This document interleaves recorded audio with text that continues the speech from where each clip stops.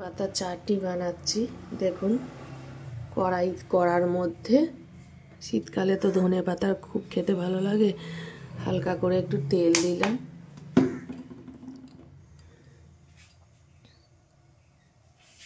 এবার তেলটা গরম হলে আমি এখানে দেবো একটা কাঁচা লঙ্কা আছে, 5-6টা রসুনের কোয়া আছে, একটু কালো জিরে আছে।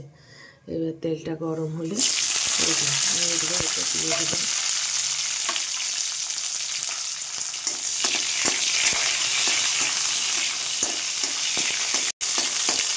একটু ভেজে নেব।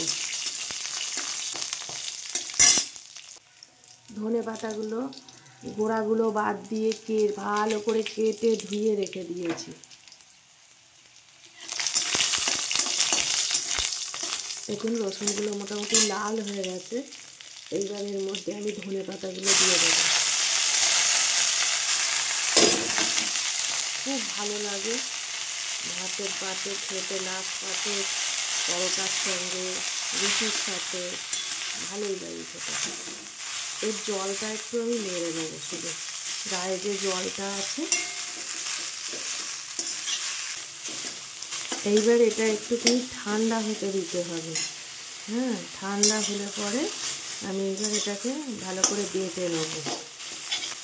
তার আগে আমি একটা তেঁতুলের কাই বার করে আমি রেখে দিয়েছি। এই তেঁতুলের কাইটা এর মধ্যে দিয়ে দেবো।